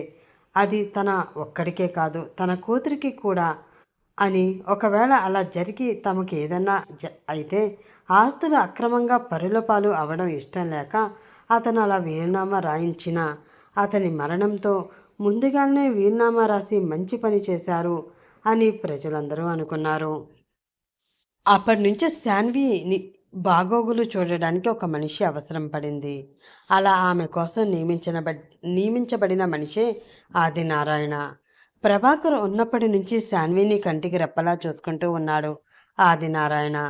చేతిలో చిల్లి గవ్వలేక, ఎవరూ సహాయం చేయక, అప్పుల బాధలు పడలేక కుటుంబంతో సహా ఆత్మహత్య చేసుకోబోయిన తన ప్రాణ స్నేహితుడిని ఆఖరి క్షణంలో కాపాడి తనతో పాటు సిటీ తీసుకువచ్చి తన కుటుంబ బాగోగులు చూసుకోవాలి అని ఉద్యోగం ఇచ్చాడు ప్రభాకర్. అతను చేసిన సహాయాన్ని ఎప్పటికీ మర్చిపోలేని ఆదినారాయణ తనకి దేవుడు లాంటి తన స్నేహితుడు అతని భార్య చనిపోవడంతో వారి బిడ్డ అయిన శాన్విని కంటికి రెప్పలా కాపాడుకుంటూ వస్తున్నాడు. సరిగ్గా అదే సమయంలో శాన్వి జీవితంలోకి పత్తి పంటకి పట్టే తెగులు పురుగులాగా ప్రవేశించారు దినకర్, అతని భార్య సక్కుబాయ్. వరుసకి ప్రభాకర్కి బాబాయ్ కొడుకు ఈ దినకర్. మొదట్లో ప్రభాకర్ కుటుంబం కన్నా ఈ దినకర్ కుటుంబం ఆస్తిపరులు. అలా ఆస్తి ఉన్నవాడికే సకల వ్యాధులు ఉంటాయి అన్నట్లు మాకేం తక్కువ, మా వెనక కూర్చుని తిన్నా కూడా కరగని ఆస్తులు ఉన్నాయి అన్న పొగరుతో ఇష్టం వచ్చినట్లు జలసాలు చేసి ఆ ఆస్తిని మెల్లగా కరగదీసిన దివాకర్ తన అన్న చనిపోయాడు అన్న వార్త చెవిలో పడడంతో కాకిలా కుటుంబంతో సహా వచ్చి అక్కడ వాలిపోయాడు. మిగిలి ఉన్నది ఒక పిల్ల పిశాచి. దాన్ని కూడా చంపేస్తే ఇంకా వాళ్ళ ఆస్తులకి యజమానులు తామే అని సంబరపడిపోతూ ఆ ఇంటికి వచ్చిన వాళ్ళకి యమకింకరుడిగా అడ్డుపడ్డాడు ఆదినారాయణ. మేము పాప గురించి ఇక్కడికి వచ్చాము, తను మా అన్నయ్య కూతురు అని వాళ్ళు అనడంతో ఏం చేయాలో తెలియక, సరే ఇక్కడే ఉండండి, పాపని జాగ్రత్తగా చూసుకోండి, తనకి ఏమాత్రం చిన్న దెబ్బ తగిలినా మీరే బాధ్యులు అని చెప్పి వీలునామాలో ఏముందో మొత్తం చెప్పాడు ఆదినారాయణ. దాని ప్రకారం అతని ఉద్దేశం, పాపకి ఏదైనా అయితే ఆస్తి మొత్తం అనాథాశ్రమానికి వెళుతుంది తప్ప తమకి దక్కదు. కాబట్టి వాళ్ళు పాపని కంటికి రెప్పలా చూసుకుంటారు అని. అతను అనుకున్నట్లు ఆస్తి కోసం వాళ్ళు శాన్విని కాలు కింద మోపకుండా చూసుకునేవారు. కానీ అవి నిజమైన ప్రేమలు కాదు, దొంగ నాటకాలు అని శాన్వి పాపకి తెలుస్తూనే ఉండేది. వాళ్ళు ప్రత్యేకంగా కష్టపెట్టకపోయినా కూడా వాళ్ళు చూస్తున్న చూపులు, అంటున్న మాటలు ఏదో ఒక రకంగా ఆమెని ఇబ్బంది పెట్టాలి అని చూడడం ఆమెకి కష్టాన్ని కలిగిస్తూ ఉండేవి. తన తల్లిదండ్రులు గుర్తు వచ్చి ఏడ్చిన ప్రతిసారి తన కన్నీళ్లే తమకు ఓదార్పు అయ్యాయి తప్ప ఆ నీళ్ళని తుడిచి నీకు మేమున్నాము అని చెప్పిన తోడు లేకుండా పోయింది ఆమెకి. అన్ని రోజులు తల్లిదండ్రుల ప్రేమలో ప్రపంచాన్ని మర్చిపోయిన ఆమెకి తన పిన్ని బాబాయ్ ప్రవర్తన ప్రపంచం అంటే ఇలాగే ఉంటుంది అని చూపించే విధంగా ఉండేవి. ఆ ఇల్లు తనదే అయినా ఆ ఇంట్లో ఫస్ట్ ప్రయారిటీ వాళ్ళ పిల్లలకి ఉండేది. వాళ్ళు తినేసి మిగిల్చిన మెతుకులు శాన్వి తినవలసిన పరిస్థితి. అందరి ముందు ప్రేమని వలకపోసినా ఎవరూ లేనప్పుడు అసలు శాన్విని పట్టించుకునేవారే కాదు. ఆమెకి జ్వరం వచ్చినా ఏమొచ్చినా ఎవరు కన్నెత్తి ఆమె వైపు చూసేవారే కాదు. ఆమె ఎలా ఉందో ఏంటో అని చూడడానికి ఆదినారాయణ వచ్చినా ఏదో ఒక పుల్లవిరుపు మాట అని ఆస్తి దొబ్బేయడానికి అతను అన్ని నాటకాలు ఆడుతున్నాడు అంటూ అతని మీద లేనిపోని నిందలు వేస్తూ అతన్ని ఇంటికి దూరం చేయాలి అని చూశారు. కానీ వారు వేస్తున్న నిందలు, చేస్తున్న అవమానాలు అన్నీ భరిస్తూ ఆ పాప కోసం కన్నీళ్ళని దిగమింగుకుంటూ వారానికి 1-2 సార్లైనా సరే వచ్చి శాన్విని చూసి ఎలా ఉన్నావు తల్లి అని అడిగి వెళ్ళేవారు. అతను అడిగినప్పుడల్లా బాగానే ఉన్నాను అంటూ శాన్వి చెప్పింది, కానీ ఆమె కళ్ళల్లో తిరిగే కన్నీటి పొర అతనికి కనిపిస్తూనే ఉండేది. నీకు కొంచెం మెచ్యూరిటీ వచ్చి నీ ఆస్తి నీ చేతిలోకి వచ్చే వరకు నీకు ఈ కష్టాలు తప్పవమ్మా అని మనసులో అనుకుని, జాగ్రత్త తల్లి, ఏదైనా అవసరం ఉంటే నాకు వెంటనే ఫోన్ చెయ్యి అని చెప్పి అక్కడి నుంచి వెళ్ళిపోయేవాడు ఆదినారాయణ. అలా ఎన్నో కష్టాలు పడిన తర్వాత శాన్వికి పెళ్లి వయసు వచ్చింది. పెళ్లి చేసుకుంటే ఆస్తి మొత్తం ఆమెని పెళ్లి చేసుకున్న వ్యక్తికి వెళ్ళిపోతుంది అని, అలా వెళ్లకుండా ఉండాలి అంటే ఆమెను పెళ్లి చేసుకునేవాడు తమ మనిషి అయి ఉండాలి అని, పెళ్లి చేసుకుని ఆస్తి తన పేరు మీదకి వచ్చిన వెంటనే ఆ ఆస్తిని తమ పేరు మీదకి మార్చి తను ఇచ్చే డబ్బు తీసుకుని వాడు వెళ్ళిపోయేలాగా ఉండాలి అని అనుకున్న దినకర్ అలా ఉండే మనిషి కోసం వెతుకులాట మొదలుపెట్టాడు. అలా వెతుకుతున్నప్పుడే అతనికి బాబీ పరిచయం అయ్యాడు. బాబీ తండ్రికి ఉన్న డబ్బు పిచ్చిని ఆసరాగా చేసుకుని అతనితో ఒక డీల్ మాట్లాడుకున్నాడు. శాన్విని పెళ్లి చేసుకుని పెళ్ళైన వెంటనే ఆమెను వదిలేసి బాబీ వెళ్ళిపోవాలి. ఎక్కడికి వెళ్ళాడో ఏంటో ఎవరికి తెలియకూడదు. అలా అయితే శాన్వికి పెళ్ళి అవుతుంది, కానీ వీలునామా రాసిన ప్రకారం పెళ్ళైన తర్వాత ఆ ఆస్తి ఆమె భర్త పేరు మీదకి మారడానికి ఆమెకి భర్త ఉండడు. అలా అని చెప్పి అనాథాశ్రమానికి ఇవ్వడానికి ఆమె కుమారి కాదు, శ్రీమతి. కాబట్టి ఆ లిటికేషన్ మీద ఆస్తి ఎటూ పోకుండా తమ గ్రిప్పులోనే ఉంటుంది. తమ ఇష్టం వచ్చినట్లు ఇప్పటిలాగానే అప్పుడు కూడా ఎంజాయ్ చేయొచ్చు, అందినంత నొక్కేయచ్చు అని ఆశపడిన అతనికి బాబీ తన తండ్రి మాట కూడా కాదు అని, ఇష్టం లేని పెళ్లి చేసుకోలేక ఆ పెళ్లి నుండి హ్యాండ్ ఇచ్చి పారిపోవడంతో సీన్లోకి ఎంటర్ అయ్యాడు కీర్తన్. ఇదంతా ఎవరికైనా తెలిస్తే తను ఆడిస్తున్న నాటకమే అని వాళ్ళకి అర్థమైపోతుందని ఆలోచించిన దినకర్ ఆ విషయం కనీసం తన ఫ్యామిలీ వాళ్ళతో కూడా పంచుకోలేదు. ఏ విధంగానూ బయటికి రాకుండా కట్టుదిట్టంగా ప్లాన్ చేశాడు. ఆ పెళ్లి చెడగొట్టడానికి వాళ్ళు ఏ ప్రయత్నం చేసినా అతను రియాక్ట్ అవ్వలేదు. కారణం ఆ పెళ్లి జరగడమే అతనికి కావాలి, కానీ అతను ఊహించని విధంగా బాబీ పెళ్లి నుండి పారిపోవడంతో ఆల్మోస్ట్ హార్ట్ అటాక్ వచ్చినంత పని అయింది అతనికి. ఆ షాక్ నుండి తేరుకోవడమే కష్టంగా ఉన్న అతనికి కీర్తన్ శాన్వి మెడలో తాళి కట్టి ఇంకా పెద్ద షాక్ ఇచ్చాడు. అలా జరిగిందంతా గుర్తు రావడంతో శాన్వికి నిద్ర దూరమై కన్నీళ్లు దగ్గరయ్యాయి. దాని గురించి ఆలోచిస్తూ ఆదినారాయణ చెప్పిన మాటలను గుర్తు తెచ్చుకుంటూ ఉంది ఆమె. ఇది మీ నాన్నగారు చాలా కష్టపడి సంపాదించిన ఆస్తమ్మ. దీన్ని పొరపాటును కూడా పరుల పాలు కానివ్వద్దు. నీకు 25 సంవత్సరాలు నిండక ముందే ఎలాగైనా నీ పెళ్లి జరిగిపోవాలి. అప్పుడే ఆస్తి ఎవరికి వెళ్లకుండా మీ భార్యాభర్తల పేరు మీదకి వస్తుంది. అప్పుడే మీ నాన్నగారి ఆత్మకి శాంతి కలుగుతుంది అన్న మాటలే ఆమె చెవిలో వినిపిస్తూ ఉంటే, ఇప్పుడు నాన్న నిజంగానే సంతోషంగా ఉన్నారా? కానీ ఎందుకు ఆ సంతోషం? ఎవరో ముక్కు మొహం తెలియని వాడితో తన కూతురు పెళ్లి జరిగింది అనా, లేక ఎవరినో ఒకరిని పెళ్లి చేసుకుని పరుల పాలు కాకుండా తను కష్టపడి సంపాదించిన ఆస్తి తన కూతురికే దక్కింది అనా? నాకు బాగా తెలుసు. నేను కనుక ఆ క్షణంలో ఈ నిర్ణయం తీసుకుని ఆ అబ్బితో నా మెడలో తాళి కట్టించుకోకుండా ఉండి ఉంటే ఆస్తి మొత్తం ఆశ్రమానికి వెళ్ళిపోయేది. అలా వెళ్ళినా నేను సంతోషపడేదాన్ని తప్ప బాధపడేదాన్ని కాదు. కానీ వారిలో ఒక దానిలో కలిసిపోయి నా జీవితాన్ని అక్కడే గడిపేదాన్ని. కానీ అలా జరగదు అని నాకు బాగా తెలుసు. ఎందుకంటే ఇప్పటికే బాబాయ్ ఆ ఆశ్రమాన్ని తన హస్తగతం చేసుకున్నాడు. నా పెళ్ళి జరగక ఆస్తి ఆశ్రమానికి వెళితే అది నిజంగా ఆశ్రమానికి దక్కదు. అక్కడ గుంటనక్కలా ఎదురు చూస్తూ ఉన్న బాబాయ్ చేతికి సిక్కుతాది. అలా జరగకుండా ఉండనీకే నేను ఆ అబ్బితో నా మెడలో తాళి కట్టించుకున్నాను. ఇది ఎంతవరకు కరెక్ట్ అన్నది నాకు తెలియదు. కానీ ఇలా చేసి మాత్రం ఆ అబ్బి పానాలను అయితే ఈ రిస్క్లో పెట్టినాను అని తెలుస్తూ ఉండాది. బాబాయ్ ఇంత జరిగిన తర్వాత సొత్తా ఊరుకోడు. ఎట్టా అయినా ఆ అబ్బి ప్రాణాలు తీసైనా సరే ఆస్తి తనకి దక్కించుకుంటానికి సొత్తాడు. కానీ అలా జరగకూడదు. జరగకుండా చూసుకోవాలి.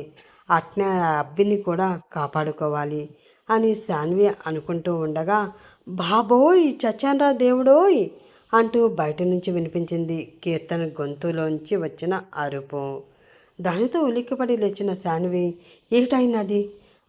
అబ్బికి ఏమైనా అయినదా ఏటి అని అనుకుంటూ కంగారుగా బయటికి పరుగు తీసింది.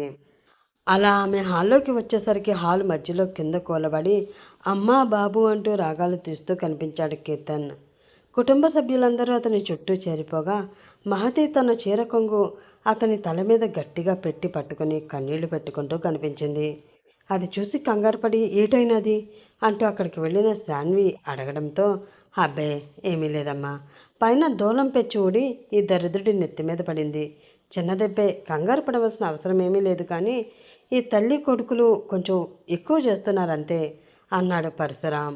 ఆ మాటతో అతని వైపు కొరకొరా చూశాడు కీర్తన్. ఓ ఇంతేనా? నేను ఇంకా నా శత్రువులు ఏమైనా వచ్చి ఈ అబ్బి తలకి గన్ను గురిపెట్టి కాల్చిపడేస్తున్నారేమో, అందుకనే అంత పెద్ద అరుపు వచ్చినది అనుకుని కంగారు పడినాను మామ. చిన్న దెబ్బకి అంత పెద్ద అరుపు అరుస్తుండా? చాలా కూల్గా తీసుకుంటూ అంది శాన్వి. చిన్న దెబ్బ ఏంటి? చిన్న దెబ్బ? ఆ దెబ్బ నీకు తగిలితే తెలుస్తుంది ఎంత నొప్పిగా ఉందో. అయినా ఎదుటి మనుషుల ప్రాణాలతో ఆడుకునే నీకు ఈ దెబ్బ ఏ పాటికి కనిపిస్తుందిలే. రక్తం పీల్చే రాక్షసికి ఎదుటి వాళ్ళ శరీరం నుండి కారుతూ ఉన్న రక్తం చూస్తే ఆట విడుపుగానే ఉంటుంది కోపంగా అన్నాడు కీర్తన్. ఏందబ్బి సూత్తా ఉండాను కదా అని ఓ రెచ్చిపోతా ఉండావు? అవును, నాకు ఎదుటి వాళ్ళ ప్రాణాలతో ఆడుకోవడం అంటే ఇష్టమే, కానీ కట్టుకున్న మొగుడువి నీ పానాలు ఎలా తీస్తాను? నీతో నాకు ఇంకా చాలా పని ఉండాది. అది అయ్యే వరకు నేనే కాదు నీ పానం జోలికి ఎవరొచ్చినా సూత కూర్చుండేదిలే. నీ జోలికి వచ్చిన ఒక్కొక్కరి తల తీసి సంచిలో వేసి ఇదిగో ఈ పెచ్చిలుడుతున్న ఈ దూలానికే తాడేసి కడతా కోపంగా పళ్ళు కొరుకుతూ చెప్పింది శాన్వి. ఆ మాటతో అక్కడ ఉన్న వారందరూ ఉలిక్కిపడ్డారు. ఏంటి, పని అయ్యే వరకు కాపాడుతావా? అంటే నీ పని అయిపోయాక నన్ను ముక్కలు ముక్కల కింద కోసి నీ శత్రువులకి ఆహారంగా పడేస్తావా? అనుమానంగా అడిగాడు కీర్తన్. ఏమో అబ్బి, దాని మీద నాకు ఇంకా క్లారిటీలే, వచ్చి నాకు చెప్తాలే. కానీ ఇప్పుడు ఏంటి, నీకు రక్తం పోతా ఉండాది అంతే కదా? సరే ఒక నిమిషం ఆగు అని అంటూ సతన్నా, రంగన్న అంటూ ఒక చిన్న పిలుపు పిలిచింది శాన్వి. అది కూడా అరిచినట్లు కాదు, చాలా స్లోగానే పిలిచింది. ఆమె పిలుపు వినగానే నిద్రలో ఉలిక్కిపడి లేచి పరిగెత్తుకుంటూ శాన్వి దగ్గరికి వచ్చి అటెన్షన్ మూడ్లో నిలబడి చెప్పు బుజ్జమ్మా అంటూ అడిగారు రంగారెడ్డి, సత్యరెడ్డి. అది చూసి మరింత ఆశ్చర్యపోయారు కుటుంబ సభ్యులు. వాళ్ళు పడుకున్న దగ్గర నుంచి వాళ్ళు పెడుతున్న గురక భరించలేక కాఫీ ఇవ్వడానికి 4-5 సార్లు లేపాడు పరశురాం. ఆ వంకతోనైనా వాళ్ళ గురక బాధ తప్పుతుంది అని. కానీ లేకలేదు. మహతి అయితే ఒక అడుగు ముందుకు వేసి ఇంట్లో ఉన్న సామాన్లన్నీ పగలగొట్టుకుంది. ఆ సౌండ్స్కైనా వాళ్ళు లిగిసి చేస్తారేమో అని. కానీ చావలేదు. అంజలి అయితే హత్యా ప్రయత్నం కూడా చేయబోయింది.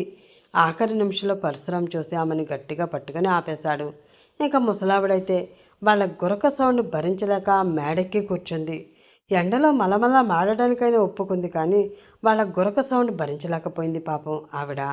ఇకపోతే మన హీరో గారు గదిలో అటు ఇటు తిరుగుతున్నా కూడా ఇరిటేషన్ ఆ సౌండ్ తెప్పిస్తూ ఉండడంతో వాళ్ళిద్దరిని ఏదో ఒకటి చేసి లేపి బయటికి గెంటేయాలి అన్న ఉద్దేశంతో హాల్లోకి వచ్చి వాళ్ళ మీద అరిచి అరిచి చివరికి చిరాకు వచ్చి మళ్ళీ తన రూమ్లోకి వెళుతూ ఉండగానే ఆ సౌండ్కి బెదిరిపోయిన ఇల్లు ఒక్కసారిగా దడుచుకుని శిథిలావస్థలో ఉన్న తన ప్రతాపం చూపించి పైనున్న పెచ్చు ఊడి అతని నెత్తి మీద పడింది. అప్పుడు కూడా అందరూ అదిరిపడేటట్లు అతని నోటి నుండి అరుపు వచ్చింది. ఆయన కూడా ఆ బండబాబులు లెగనే లేదు. అలాంటిది శాన్వి పంప పిలిచినట్లు చిన్నగా నోరు తెరిచి చాలా బుజ్జిగా పిలవగానే పరిగెత్తుకుంటూ వచ్చి వాళ్ళ నిలబడడంతో అందరికీ కళ్ళు తిరిగినంత పని అయ్యింది. చెప్పు బుజ్జమ్మ, ఏటైనాది అని వాళ్ళిద్దరూ ఒకేసారి అడగడంతో, అది అన్న మీ బాబాకి దెబ్బ తగిలినది, మీరు వెంటనే మీ బావని దవాఖానాకి తీసుకుపోయి ట్రీట్మెంట్ చేయించి తీసుకురండి అంటూ ఆర్డర్ వేసింది శాన్వి. అట్నే అమ్మా అని కింద కూలబడిన కీర్తన్ 2 భుజాలు చెరోవైపు పట్టుకుని పైకి లెగదీసి అతని ఒక్కో కాలు తమ ఒక్కో భుజం మీద వేసుకుని కూర్చోబెట్టుకుని బయటికి మోసుకుపోతూ ఉన్నారు. వాళ్ళిద్దరూ ఒరే వదలండ్రా, నన్ను ఎక్కడికి తీసుకువెళ్తున్నారా, చంపేస్తారా ఏంటి అని వణుకుతున్న గొంతుతో వాళ్ళ మీద అరుస్తూనే నానా కాపాడు, అమ్మా రక్షించు అంటూ ప్రాణభీతితో అరుస్తూ ఉన్నాడు కీర్తన్. ఆ అరుపుకి కొంచెం కంగారు పడి నానా కీర్తన్ అంటూ వాళ్ళ వెనక వెళ్ళబోయింది మహతి. ఆమె చెయ్యి పట్టుకుని ఆపి, ఎందుకు మహతి కంగారు, వాళ్ళు హాస్పిటల్కే కదా నీ కొడుకుని తీసుకువెళ్తున్నారు. బావమరుదులు అంటే బావ బ్రతుకు కోరతారు అట. అలాగే ఈ బావమరుదులు కూడా నీ కొడుకుని బ్రతికించి తీసుకువస్తారులే. కంగారు ఏమీ లేదు. కానీ అమ్మాయి లేచింది. వెళ్ళి వేడివేడిగా టీ పెట్టి తీసుకురా, తల బరువు ఏమైనా ఉంటే దిగిపోతుంది అంటూ చెప్పాడు పరశురాం. ఆ మాటతో కోపంగా అతని వైపు చూసింది మహతి. ఆమె భయపడుతుందని అర్థం చేసుకున్న శాన్వి, నువ్వేటి కంగారు పడకత్తా, మా వాళ్ళు మీ అబ్బాయిని కాలు కింద కూడా పెట్టనివ్వకుండా దవాఖానానికి తీసుకుపోయి ట్రీట్మెంట్ చేయించి జాగ్రత్తగా తీసుకువచ్చి నీకు అప్పగిస్తారు. కానీ చాలా ఆకలి అవుతా ఉండాది. మామ చెప్పినట్లు టీ వద్దు కానీ నా కడుపు సంగతి చూడు అత్తా అంటూ అడిగింది శాన్వి. ఆ మాటతో తన కన్నీళ్లు తుడుచుకొని ఇప్పుడే వస్తాను, అలా కూర్చో అమ్మా అని చెప్పి వంటగదిలోకి వెళ్ళింది మహతి. దాంతో వెళ్ళి అక్కడే ఉన్న సోఫాలో కూర్చుని ఆ ఇంటిని పరీక్షగా చూసే పనిలో పడింది శాన్వి.